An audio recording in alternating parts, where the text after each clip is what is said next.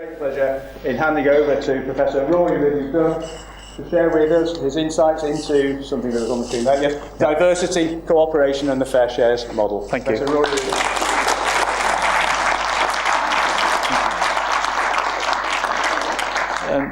I always think it's interesting to hear yourself introduced because you often don't recognise yourself in the introduction that's being given. It's something of a tradition, at least in professorial lectures here, to have some acknowledgements, and without sort of making it sound like the foreword of a book where you list loads and loads of people. I do want to mention a few names, and I'm always conscious of the people that you forget to mention. But I have been extremely lucky to be invited to many different parts of the world. So Suzanne Grant enabled me to go to New Zealand and participate in conferences there. There are people like Joe Barraquette and Bronwyn Morgan in Australia.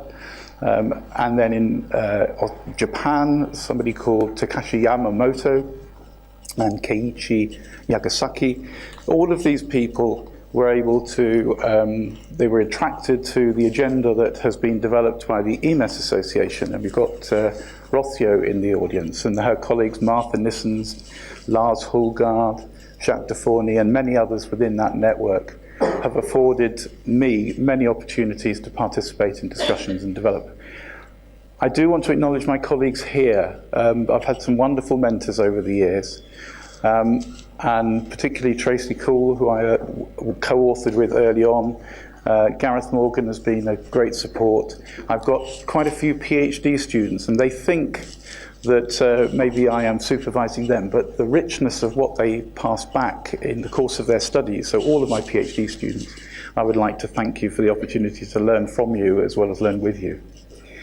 I'm going to leave people in practice. I'm looking at Cliff over here because he and I are very closely related.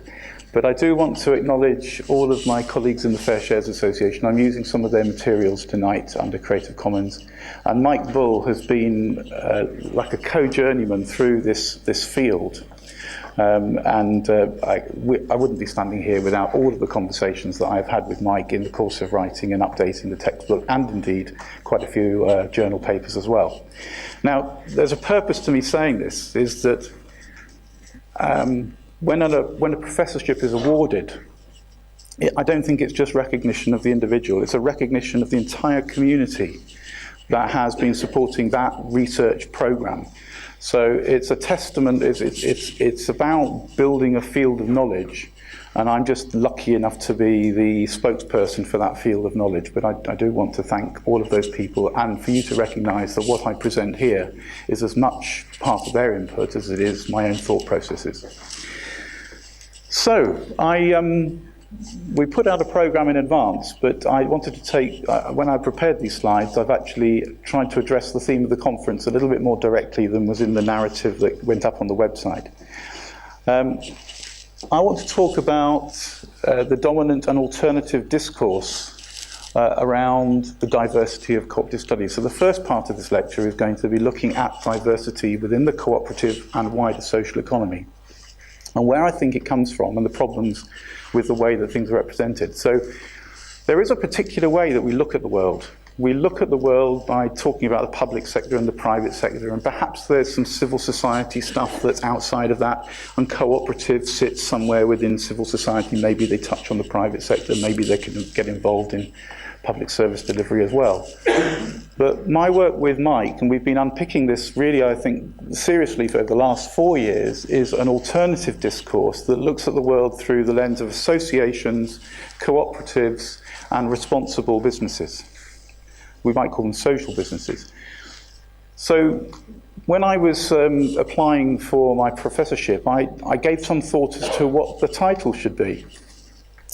And the point is, I think my current contribution is at the crossover points of these two discourses. What we're seeking to do is shift people's minds from thinking that you need a private sector, a public sector, and a little bit of civil society, to actually thinking you can look at the world through the lens of associations, cooperatives, and responsible businesses. And cooperative social entrepreneurship sits at the axis. And it also encourages you to change your view of the world. There's a new book by Peter Ooting who argues that this alternative axis is the social solidarity economy. And I've chosen to use the word social solidarity economy quite a lot tonight rather than the word social enterprise. I'm going to talk about social enterprise in a moment. But social solidarity economy evokes for me today what the phrase social enterprise evoked for me about 15 years ago. So 15 years ago, 20 years ago, social enterprise did feel at the cutting edge. It did feel mutual. It did feel cooperative. It did feel social. Today, social enterprise is a problematic term for quite a lot of people, even in the field. So the social solidarity economy kind of captures the spirit of the original social enterprise movement. So this is something Mike and I put together for a paper that was published this year. For those of you who are wondering, that little symbol is meant to be an eye. Yes.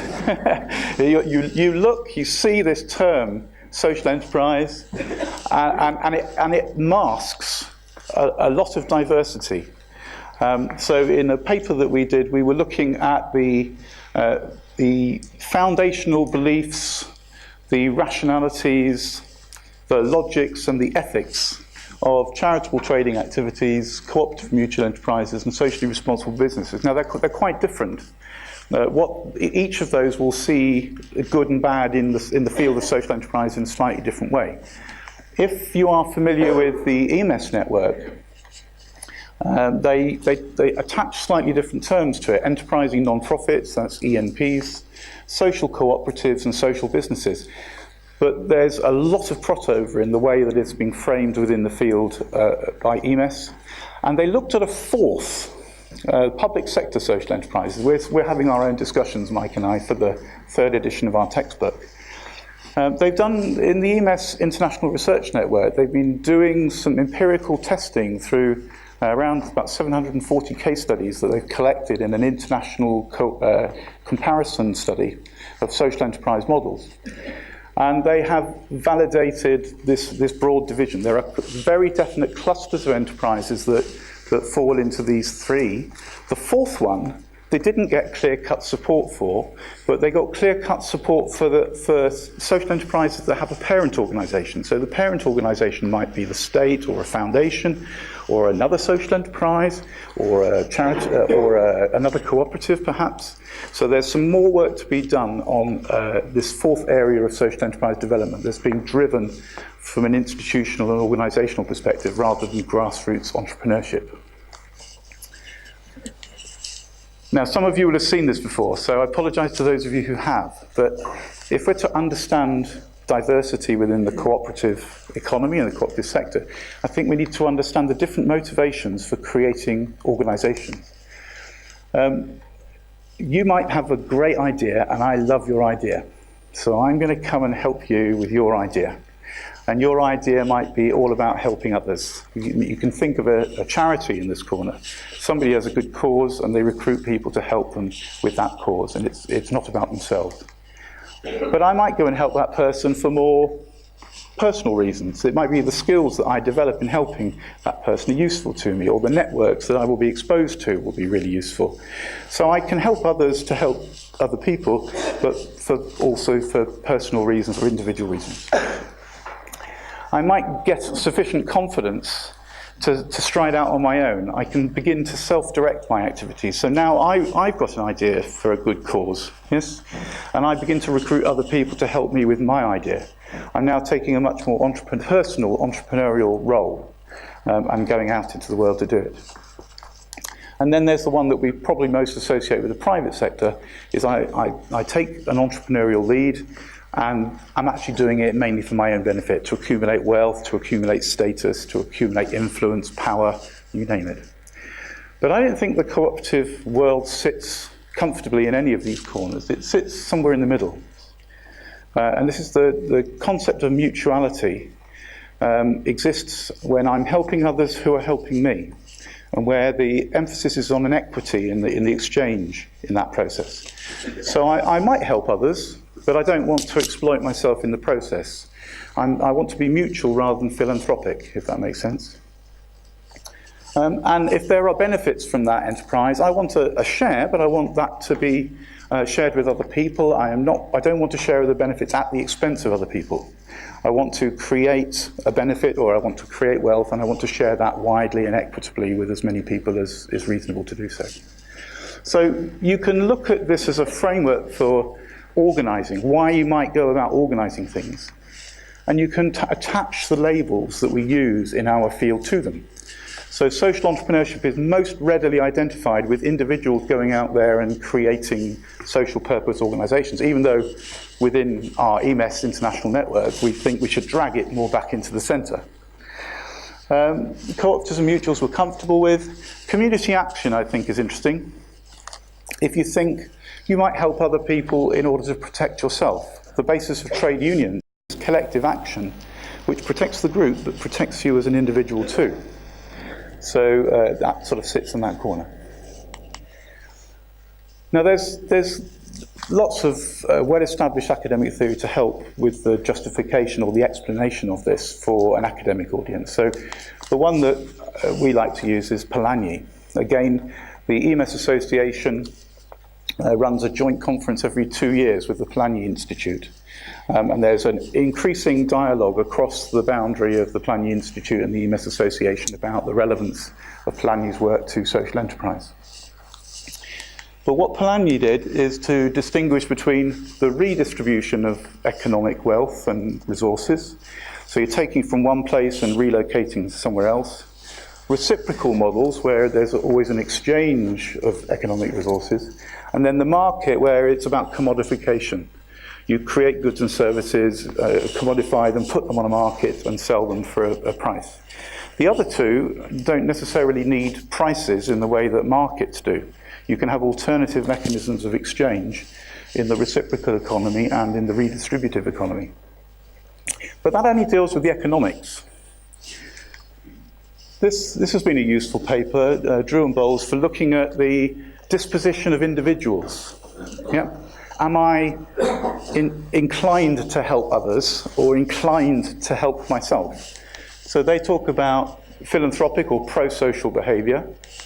They then look at cooperative behaviour. And they look at individualistic or what they might call egotistical behaviour. So again, we can use this map to get an even richer understanding of the different types of organisations that make up an economy. So we can now begin to look at our field. Yeah? Mutuals and cooperatives sit squarely in the middle. Mutuals a little bit more towards pro-social, I think. Cooperatives a little bit more towards individual benefit. But you've got a whole swathe of cooperative action moving from community associations, social co-ops, right across to industrial and retail co-ops that are really existing to intervene into the market or even to create goods and services for the market, but using a different mechanism.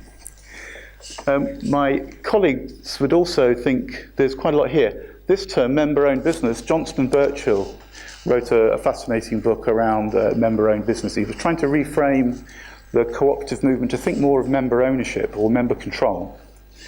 And here you might have some individualistic ownership as well as up here. It would probably be more in trust.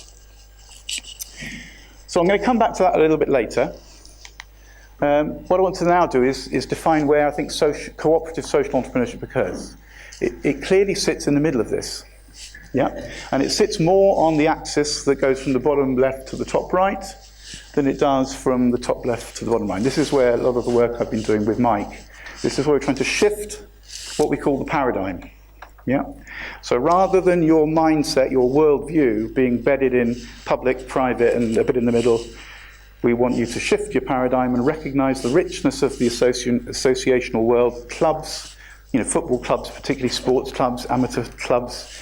You must go to a lot of places where you are a member. Yes? That's in that world, the cooperative world, and then the social business world. So let's take that bit in the middle and say it can stand on its own. Yeah? This is based on some work by Andrea Westall. Andrea Westall is not in a university, and I think for that reason doesn't get the credit that she deserves for the work that she did around 1999 to 2001, to frame the field of social enterprise in the UK. And she didn't call it the social solidarity economy, she called it the social enterprise economy or the social enterprise. But she identified that it overlaps on the other three sectors, but it has characteristics of its own. The first way that we kind of engage with this is people who are moving towards it. Yeah? When we talk about the field of social enterprise in particular, we talk about the transformation of non-governmental organisations, NGOs, non-governmental organisations, or in the EMS terms, enterprising non-profits, organisations that have been in the charity associational world that are beginning to do a little bit more trading and are shifting, therefore, towards private or maybe more public service delivery. But then you get other things like co-ops acquire private businesses and bring them into their cooperative network. It's not all co-op bank, losing out to hedge funds in America. There are lots of cooperative businesses that are acquiring. I was talking to somebody earlier about the acquisition of an energy business. And those are probably going to be in the audience somewhere. And employee buyouts. So both in the private sector, when I was starting my PhD, the members of the Employee Ownership Association, I could count them on my fingers. There are over 400 today. And they contribute around 30 billion to the UK economy. So a growing sector coming out both from the private sector and actually from the public sector, which is the last thing that's going on. We've got spin-outs from the public sector. We may not always like this, depending on our politics, but we have a whole swathe of what we call now employee mutuals. Yeah, and then there are other things spinning out from the public sector that we might call social enterprises, but are a little bit more structured around an interface with the private sector, or more structured around an interface with the traditional voluntary and community sector. Now that's not the whole story though. Yeah? Often if you engage with the social enterprise literature, the people who are writing about it have come from here, or come from here, or come from here, and they look at it through that lens. Yeah? But in the cooperative world, we are looking at what's coming out of the social solidarity economy.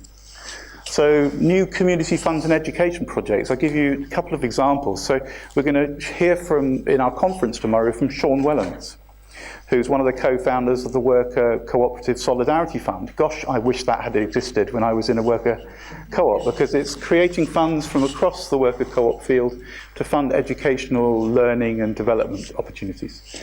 And similarly, the phone co-op, I imagine we've got some phone co-op members in here.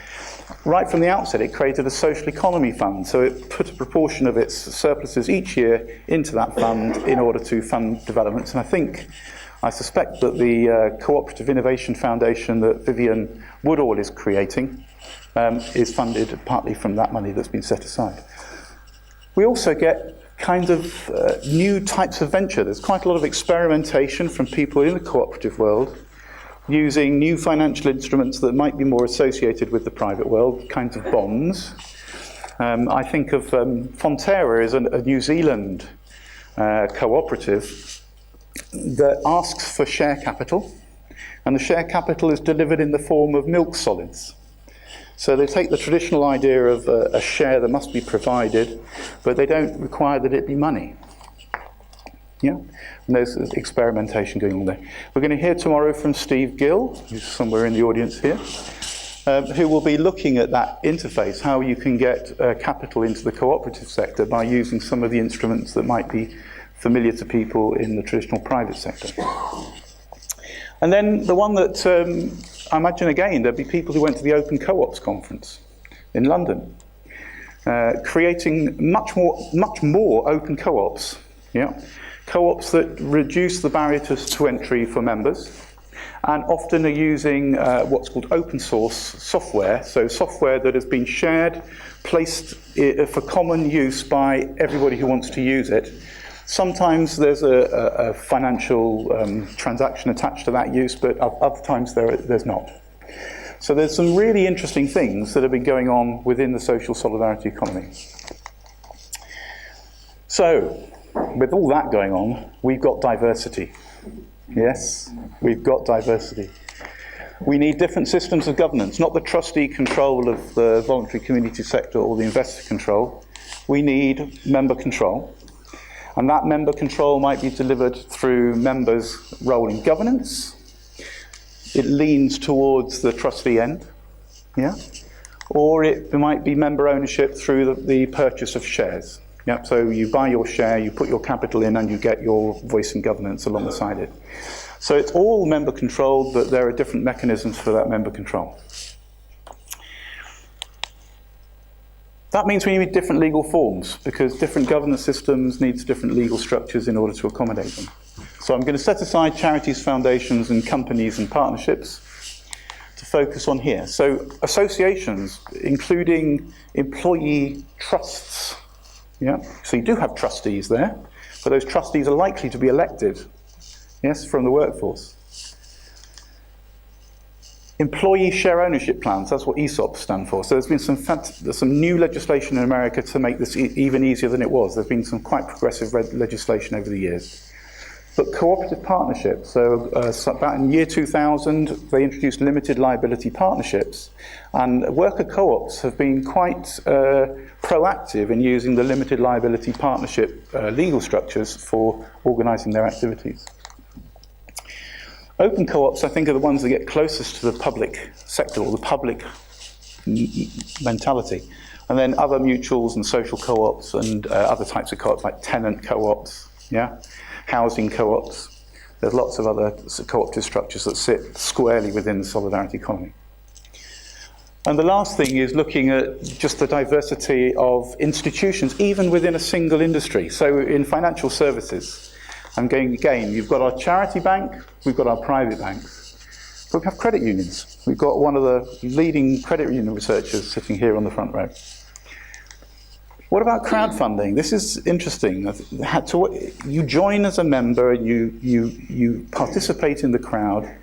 There is a measure of philanthropic activity in participating in crowdfunding. You're not getting a share, you're not getting a member ownership, but you'll get, in some of the crowdfunding initiatives, you do see quite a lot of voice. There's some great work by a German, Oliver Lettner, that looks at the role of the crowd within the crowdfunding and the interactions between the entrepreneurs and the crowd. And Emma Green, I think, is also here doing her PhD on it. I think I saw her earlier. Community shares is a type of share that's specific to the cooperative sector, and we use it to fund the buyout of post offices, leisure facilities. There's all sorts of community-based enterprises where you can use community shares to raise your capital. And then crowd investing. And again, this is where Steve Gill will be talking at the conference tomorrow. But it already exists. There's a website in this country where you can be part of the crowd. You don't have to buy lots of shares. They can be quite a small amount of shares in a private company. Why can't we use that within the cooperative sector too? There are issues with that, but they're not insurmountable. And then co-op banking, community finance, I think people will be working on that. The social investment industry, I think we have to recognise what we call social investment kind of sits in a strange place. It's right on the edge of the social solidarity economy. It might fund co-ops, but it might fund other things, and it tends to use the structures, logics, a bit more of the private sector, so it sits in a different place. So lots of diversity within the broader social solidarity economy around just finance, and you could do the same for housing. I do this with students from Mondragon Co-op University. The Mondragon University is a cooperative university. They come to the UK. We give them this map and say, pick an industry, map it out in terms of the organisations that you're familiar with. So, I now want to move on to the FairShares model, but to argue that cooperative social entrepreneurship is the engine of the social solidarity economy. So it's that type of entrepreneurship that contributes to social solidarity. This is a particularly useful quote. It's Peter Ooting again. This work came out of a United Nations study and edited edition all around the social solidarity economy. And it's this particular phrase: involves producers, workers, consumers and citizens acting collectively and in solidarity. So that might be formal co-ops, it might be informal co-ops, it might be other forms of association. It's quite broad, but it invites you to switch to a multi-stakeholder mindset. And the quick question I've been asking myself, how can scholars support the development of solidarity enterprises? Yeah? How do you bring together these, because people say it's difficult. Yeah? It's difficult to bring these different interest groups. One of the reasons that the co-op movement has worker co-ops and consumer co-ops is they resist the enfranchisement of the other groups. Yeah?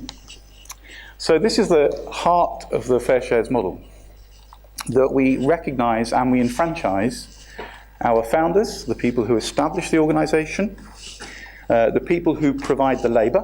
They might be suppliers, they might be producers, they might be employees, but they all provide labour. The people who use the products and services, whether they pay for them or not. Yeah, so they might be users in the sense that it's paid for by someone else, but they nevertheless, their lives are influenced by the use of those products and services. And then I should prefix financial investors, but there's a reason that founders, labour and users are all inside the investor circle, which is they're all investing. Yeah, but they're investing different things.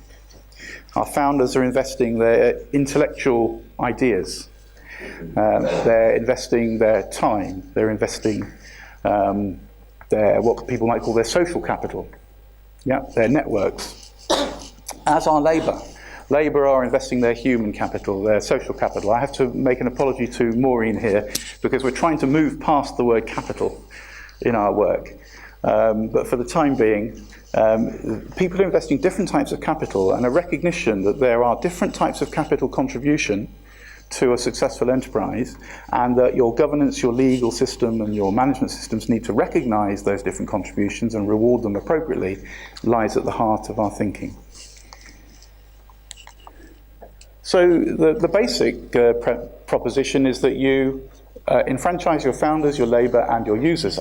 One person could be all three. I might start something, work there and use the products and services of the place that I'm working at. Yeah.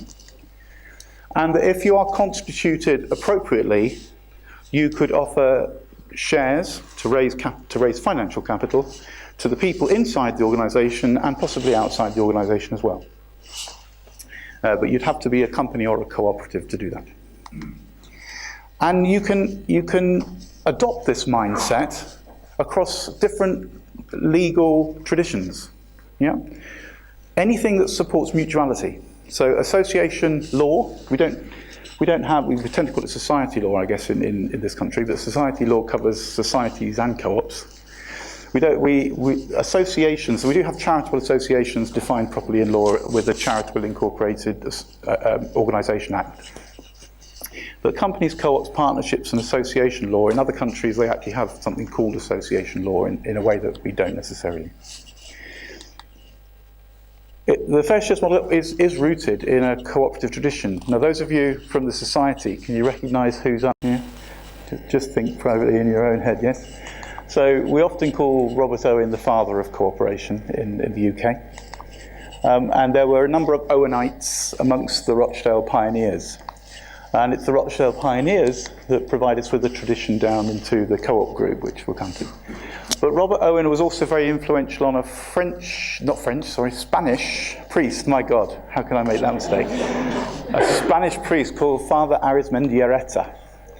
And Father Arizmendiarrieta has been, he's revered in the Basque region of Spain.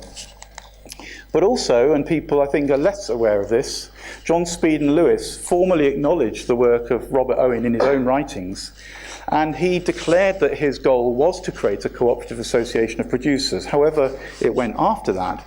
He was engaged with this question of Robert Owen's work when he was writing his books in the 1940s and 50s. So, from the Rochdale pioneers, particularly through the work of George Hollyoake, we know about the history of the development of the wholesale societies and the retail societies, culminating in today's, not just the cooperative group, but also all of the independent retail societies, I think, need to be acknowledged within that, but I couldn't get them all on the picture.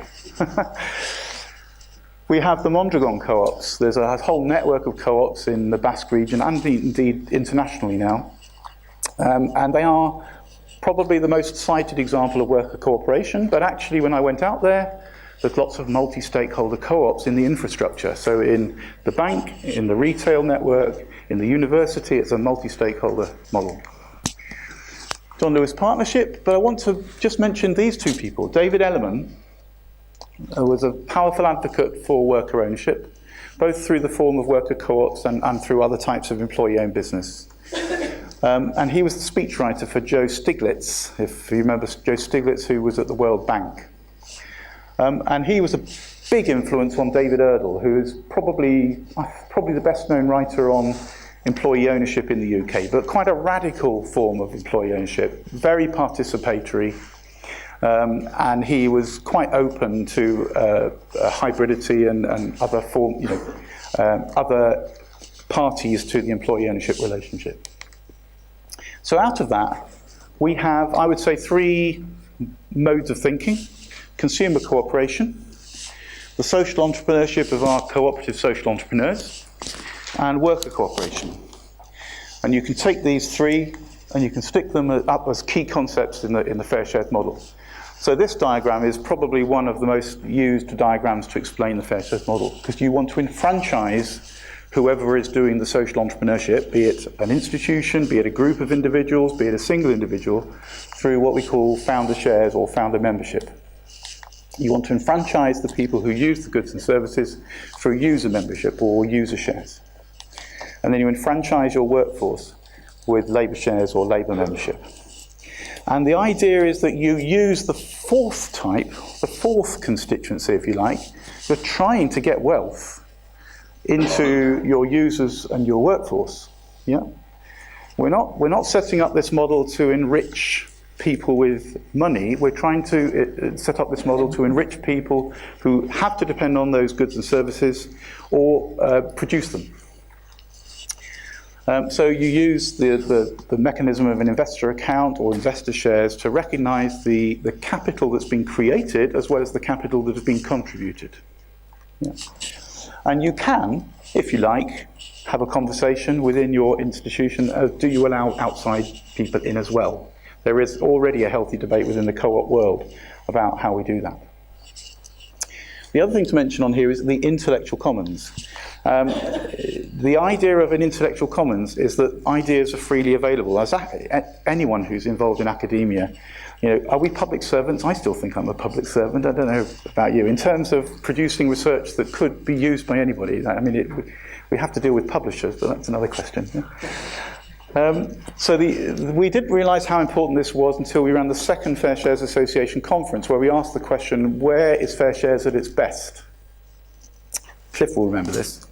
And the answer came back, FairShares is at its best when it's creating an intellectual commons. Yeah. So that's why so much of the intellectual property produced by the members of the association are licensed using the Creative Commons copyright system, so that other people can use it, adapt it, and develop it in their own work. So moving that to practice, this is sort of, it's relatively abstract. But in 2015, we collected together what we knew at that point, and we published this book at the second FairShares Association conference, and that catalysed these 6 organisations to bid to Europe for money to set up entrepreneurial labs that could experiment with this mode of thinking in entrepreneurial development. And that's where we are today. We're about 2/3 of the way through that project, and so the rest of the slides is a little bit about some of the early outputs from that project. But it moves from the realm of ideas to the realm of practice fairly rapidly. One of the things that sits within the FairShares model is not just the 4 stakeholder group. This is probably the busiest slide that I'm going to show you tonight. It's the 5 values and principles, which are different from, the co-op has its values and principles. You can map the co-op values and principles against this. But these were set out by the founders of the FairShares Association. They ran the gauntlet of the members of the FairShares Association, the members of the FairShares Institute steering group here, because we got some money from our higher education fund to pioneer an institute, and then the panels involved in the FairShares Lab project as well. And am I missing anybody out? It's run a gauntlet, but the question I wanted to answer for myself for this lecture is, where within the co-op world, the responsible business world, are other people doing studies or publishing around each of these principles? So we've got Pat Conerty's work on social care co-ops, on open co-ops, on using multi-stakeholder co-ops for democratic renewal. So it's all about sharing wealth and power across different groups again. Is this Ross related to you? It's not you, is it? It is you. It is a different name on the publication.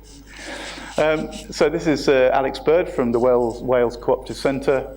Sonia Novkovic and Tom Webb. If you read Sonia Novkovic's work around governance, it's heavily oriented towards multi-stakeholder thinking, because that was her experience in Yugoslavia. She studied the cooperative economy in Yugoslavia.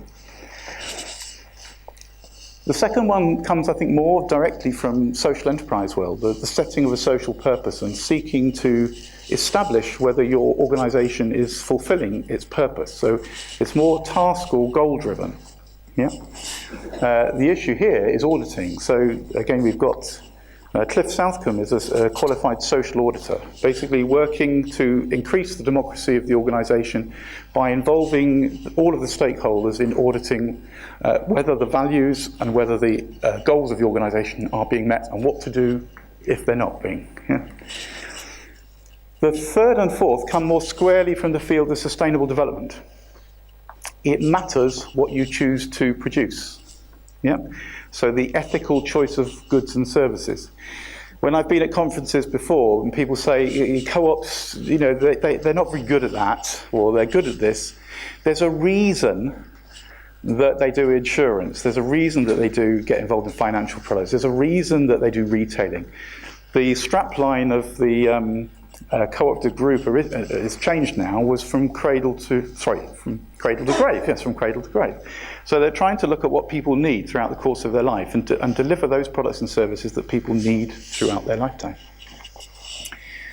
The fourth one is not what products and services you choose to produce, it's how you produce them and how you consume them. So this speaks to not just climate change issues, it speaks to the whole issue of material, consumption and materialist consumption. So we've got people over here, I want to just mention here, like Lash and Conway have produced a book on responsible business. It's sort of quite wide-ranging, and it comes partly from the public sector, but they are wholly engaged with using multi-stakeholder designs in order to make our production and consumption practices and processes more responsible, if that makes sense. We've also got Molly Scott-Cato. She was a long-time board member of the UK Society for Cooperative Studies. So she's looking at this from a sustainability perspective as well. And then the social democratic governance, there's the case for FairShares, but these two are quite interesting. So Nina Berger is a law scholar. Levian and et al., there's 6 authors on that one. I'm one of them, but there's Hugh Wilmot. People in the academic world will know Hugh Wilmot. Joanne Veldman is a governance specialist. These are people. So what we're beginning to see is we're seeing the FairShares idea distilled into other disciplines at an academic level. And then there's the question of how you put that into practice. So there's quite a lot of scholarship that's going on that supports the development of these 5 principles. So early adopters, if back to our diagram of the map of the world, as it were, we've got a board member of Locosoca. We have in the audience the founder of Evolutsics, Graham, hello.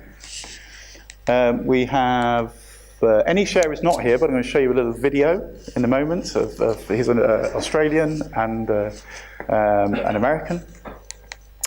Resonate, I'm going to again show you one slide which explains the way that they put this into practice. They're an Irish music streaming co-op. They recently raised €1 million, so they've made their investor shares work for them in order to get to the next stage of their development. The Human Needs Project is in Kenya.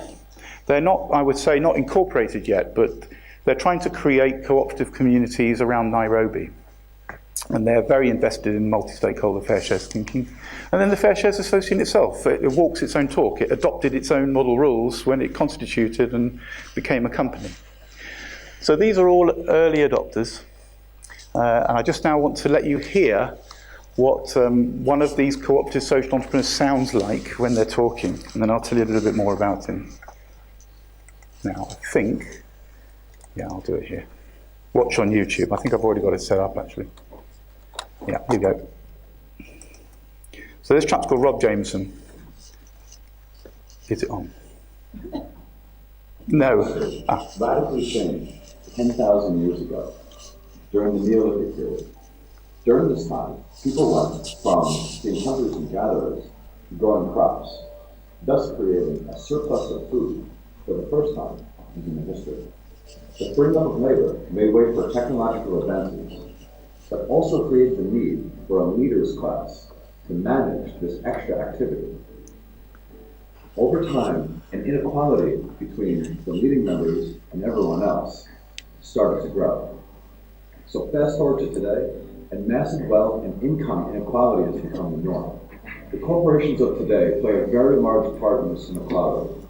To illustrate how things could be different, just imagine the hundreds of billions of dollars that Apple, Microsoft, and Google alone have at hand. Just these three companies alone could single-handedly end world hunger if their cash stockpiles were shared equitably. Modern-day businesses are built by four stakeholder groups: founders, investors, employees, and customers. We believe that all four of these shareholder groups are needed to have a voice in the direction of the company and to share in its profits. Not sharing voting and profit with all the stakeholder groups perpetuates inequality within the community. I'm very proud to say that Mass Mosaic has decided to become the first internet FairShares company. As Mass Mosaic grows and earns surplus profits, instead of them being returned to investors only or sitting in the bank, they're going to be returned to all stakeholder groups, including our members. The ability to have a voice in the direction of an up-and-coming company that is set in stone in the company structure is unheard of with the status quo. By contributing to a company that's equitable at its core, people can trust that they are being part of the solution to a widespread inequality that we see today. Making Mass Mosaic a success will spur others to go down this path. And widespread adoption will right the wrong that's been over 10,000 years in the making.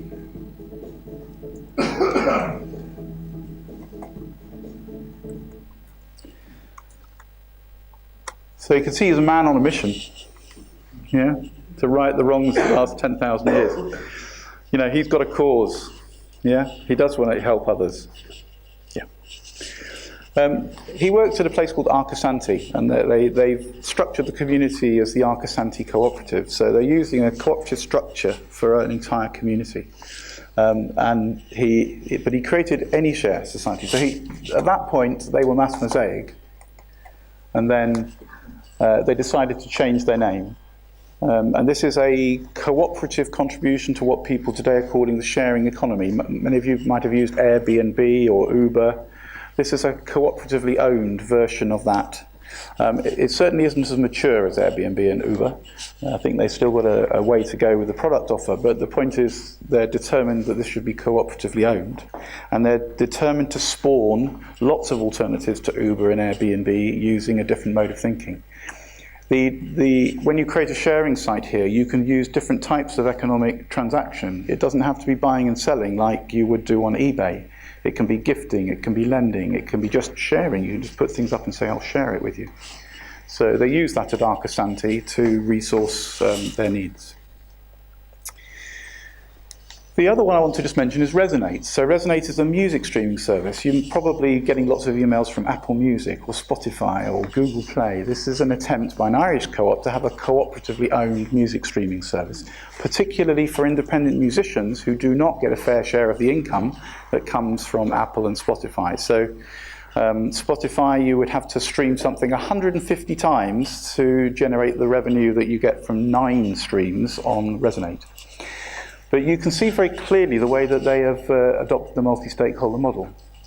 I was able to participate in their first AGM since they adopted a FairShares cooperative constitution. And they have collaborator shares, music maker shares, and fan shares.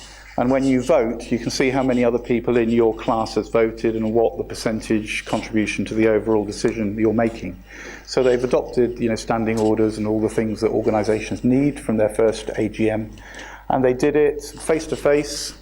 and remotely using a product called Lumio, which I'm sure people from the co-op movement are familiar with. It's an online open source decision-making piece of software. So just 2 more slides. So I'm on time. So I think, what can we take from everything that I've been presenting to you? How can we define the nature of cooperative social entrepreneurship? The first thing is it's more rooted in mutuality than philanthropy. I'm not saying that philanthropy isn't part of this world, but you want a mutual exchange of benefits rather than just me giving to you and you giving to me. It's got to be some kind of reciprocal relationship. I think it's more favourably disposed to multi-stakeholder co-ops and enterprises than is normally the case within the cooperative sector. So if it's more disposed to mutuality than might happen in the charity sector, it's more disposed to multi-stakeholder thinking than is not in the norm in the cooperative sector. It's strongly supportive of member participation, at least on the basis of our early examples, and we're going to have Graham Boyd will talk about his coaching techniques in FairShares organisations. They are themselves a FairShares company. Quite radical participatory techniques. We're trying to find the flattest possible way of coming about achieving democratic involvement and participation in the organisation. I think, you can see that I think this is absolutely aligned. It's a heartland idea for the social solidarity economy. Social enterprise, as people like Cliff and myself were envisaging it in the 1990s, the mid-1990s. We are 24 years on from the first conference that Cliff organised on this field. And I think it expands the notion of trading beyond commodities in a market to the other things that we trade with each other that are not priced. So we begin to use other mechanisms of exchange in order to get a better outcome for the different stakeholder groups. I just want to give you a quick window into tomorrow, because I think we are not ready in the UK for what I call the multi-stakeholder turn in cooperative development. The platform co-op world in particular, the online web, the places like Resonate, they fit with this multi-stakeholder mode of thinking extremely well, and there's going to be more and more of them in the years ahead. So we need to get ready in the UK legislatively, intellectually, for that multi-stakeholder shift. So we need more studies there. I think enterprise education, I'm very pleased, Catherine, and we're looking at enterprise education in schools. So how do you get into the school's curriculum engagement with collaborative organisation design, multi-stakeholder organisation design, rather than all going towards the dragon's den? Yes, individual entrepreneurs pitching to the dragons. And then lastly, I think it's legal innovations. I was kind of alerted to this by Professor Bronwyn Morgan in Australia. I was visiting, and she was part of a co-op event to talk about platform co-ops. And she mentioned FairShares. I was not expecting this, but she said, the thing that I find interesting about FairShares is nobody in that movement is asking for a new law. Yes? All they're doing is trying to use existing bodies of law, rewrite constitutions under different bodies of law in order to enact these principles. So you can do it without the politicians, possibly. Wouldn't that be nice? Yes? I think there's also going to be some discussion at the conference. So those of you who are staying on, Steve Gill, I've mentioned more than once, he's going to talk about a cooperative exchange, FairShares cooperative exchange, to raise capital, not just for FairShares enterprises, but possibly the broader movement, but starting initially on FairShares enterprises. Graham Boyd, I've mentioned, so I don't need to repeat that. And then Cliff, he's got a particular request of those of you who are staying on for the conference. We would like to get some feedback on the notion of the FairShares Labs. Yeah? So the FairShares Labs project needs to find 15 people who they can discuss the idea with, and he's prepared to pay for the cost. If you're in the first 15 in the Red Lion at 6 o'clock tomorrow, which is just around the corner, he will buy your pints, but the quid pro quo is that you spend about an hour discussing the ideas with him. Yeah? And he will be speaking, I'm sure, about other stuff on Sunday. So that's it. I just wanted to finish by saying you're welcome to join the UK Society for Cooperative Studies. Those of you who are not already here for the conference, there's your URL that you can jot down. And although you may not have registered for tomorrow's conference, if you're really enthused by what you've seen here and you want more, you can turn up in the morning, you can pay your money on the desk, and then you can join our conference tomorrow and over the weekend. We finish at Sunday lunchtime. Thank you.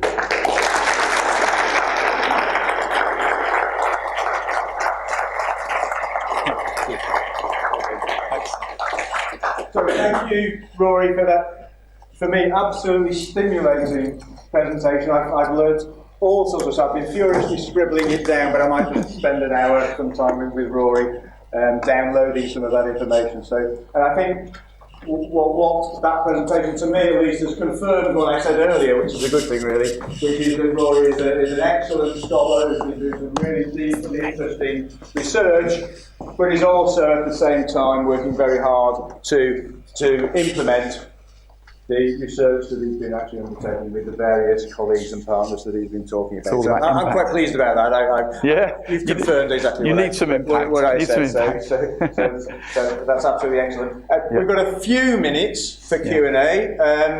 We do have, I think, some glasses of wine or wine and outside, and I guess a lot of people may be staying anyway, so there'll be a chance to have an informal chat with Rory, but we want to try and stick reasonably to time, so we do have a few minutes for questions. Please keep it reasonably brief, and first hand is up at the top there.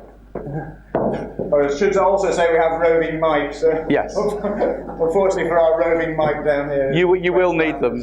You will need them, yeah. It's wonderful to have the chief registrar in the microphone. Vivian Waddell here from Midham Cop. I'd like to say, first of all, I absolutely loved your lecture. I love the typology and the way you described it. It's great. Thank you. I want to challenge one little bit of it, though, if that's okay. Yes, of course it is. And that is, you put solidarity, you used the word solidarity, yes, but the way you described it is sort of somewhere on the spectrum between selfishness and philanthropy. And I don't actually feel in my bones that's quite right. I think that solidarity and neutrality are something qualitatively different. And it's the thing about things being more than the sum of their parts, but even that doesn't quite describe it. It is actually a different kind of relationship between people. And I would really like to see somebody properly unpack that. Yeah. The second point I'd just like to talk about multi-stakeholder policies, not the rate. The thing about multi-stakeholder policies, I think that what they do is they take the tensions that exist between stakeholders, usually from outside the enterprise, and put them inside the enterprise. Yes. I haven't yet figured out whether that's a good idea. Okay. Because I can see it's got a disadvantage. I'm really interested to hear what you've got to say about that. Okay. Thank you very much. Do you want to briefly? Oh, very briefly. I think on solidarity, it was very interesting. I was fortunate to go to Hong Kong and listen to the head of mutual development, a colleague of ours called Thierry Weishaupt, who talked about solidarity in the mutual movement. And he put a great deal of emphasis on solidarity with the next generation. So there's like a generational element to solidarity, not just between you in the here and now. When I think of mutuality, I do think in the here and now. I think about creating reciprocal relationships that are quite immediate, whereas solidarity can have this longevity to it. So I would agree with you that we can unpack solidarity a great deal more than we do. On multi-stakeholder co-ops, I think we're kind of engaged. I mean, the Journal of Cooperative Studies has just published a study of a decision-making technique called OPERA, and some of the people in this audience would have participated in it. And we've used that in role plays for FairShares governance. So, they're in the different stakeholder groups, and they have this problem of what they're going to decide to do. And OPERA was a good way of breaking down the silos between the groups, and so they don't sort of sit in their groups, they interact with each other, and it's the interaction between the members of the different groups in governance that can catalyse new types of understanding. But there's a danger. There's always a danger of entrenching the different groups against each other, but FairShares is different from other multi-stakeholder models. I can be a member of more than one group. I only get one vote. But I can be a member of more than one group, and therefore I can participate in different types of discussion in relation to the relationship I have to the enterprise. Thank you, Rory. One or two more questions. I think there's one over here and another one at the top. So shall we take both those questions and then just one from Rory.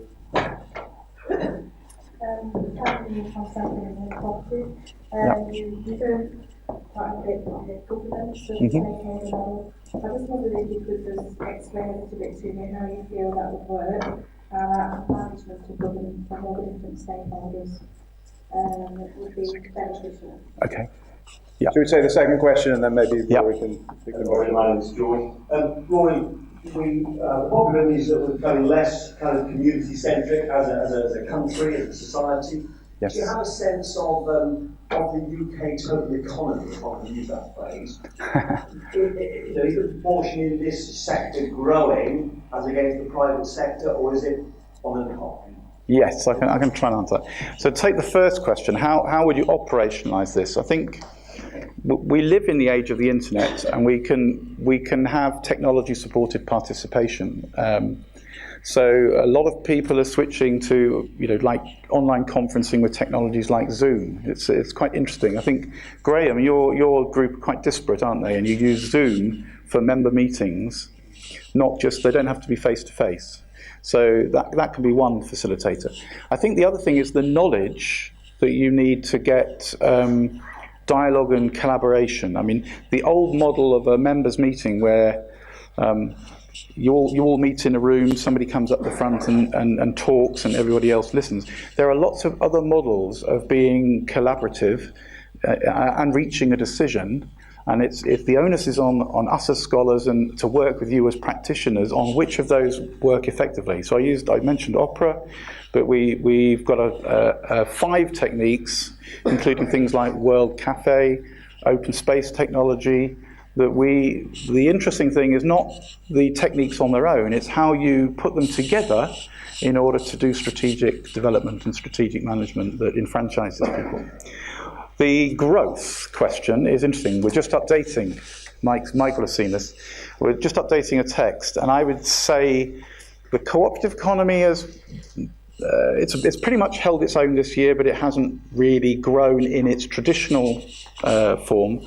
But it has had a period of growth since 2007 and 8 and the financial crisis. Internationally, though, the share of cooperative financial institutions in the market for financial products has continued to grow, not just in Europe. It's shrinking, I think, in Asia, but in other areas of the world it is growing. There is a new study on social enterprise that's come out of 2 government departments that has done something quite interesting for the first time. It has very closely defined what it means by social enterprise, but it has introduced a second category of study of socially oriented organisations. So these are organisations that don't meet the criteria for a social enterprise, but do declare that they exist for a social purpose. And what you find between them is around 400,000 businesses in the UK that employ people. Yeah. It's a figure that has been debated hotly because people thought that we were overestimating the number of social enterprises because of the way that we were defining it. But having responded to all of the criticism and having really carefully done the methodology, what shows is it's continuing to grow, and it's continuing to grow across this boundary of the narrow definition of social enterprise and then the broader definition of a socially oriented business. And then that's about 1/3 of all entrepreneurship now is entrepreneurship for a social purpose, and the other 2/3 is entrepreneurship for private commercial benefit. Yeah. Okay, I think we've got time for one more question. If anybody has one, or if anyone... There's Ian there. Sorry. Yeah. Do you need a mic? Yeah, I would wait for the mic. Yeah. You have to run, Yeah. Yeah, Ian Campbell. Yeah. I've been commissioned to do a lot of research digging into cognizance on the way that the social economy seems to have a recent uplift of interest and activity. Now, I think most of us here, Rory, Cliff, myself, are aware an era of co-op, neutral, common ownership, not-for-profits, community businesses, community enterprises, social economy models. The stuff which I've been looking at recently are new developments and innovations which seem to be very much around spin-offs from the Social Value Act, social return on investments, social impact bonds and shares, and that type of new models. And It's an interesting dichotomy, and I'm interested to know how you think the future is. Yeah. And the way that there seems to be diversity of schools at the moment. Thank you very much, and that's an excellent last question. Okay. It gives you the opportunity to say what you think the future looks like. Yes, I think those three things that you've mentioned, if you think of the four circles, they're kind of coming out of the state and private sector interaction with the social solidarity economy.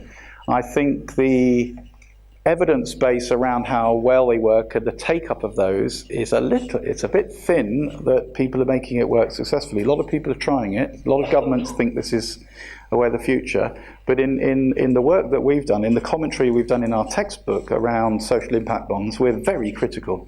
Yeah? The government has the power to create money. I know, folks, you think that we were talking about this earlier before the lecture. The government does have the power to create money in order to fund, the social investment by the state. It does not have to borrow that money from the private sector. And social impact bonds are all about finding a market for the money that has nowhere else to go because there's so much profit sitting around in the system that can't be invested. So they invent this thing called social impact bonds, persuade governments to use them in order to get more money. If you look at the returns they're expecting on social impact bonds, it is scary. It is higher than a private investor would get on the open stock market. They want double returns. So I don't think social impact bonds are going to be in the interests of our sector, except possibly in the very narrow niche of local authorities that can't raise their own money and might find some people who can do it. I think crowdfunding, crowd investing, crowd lending is a much better area of interest for the cooperative sector to explore and develop than social impact bonds and social investment industry. Myself. Excellent. Thank you, Rory. Thank you very much.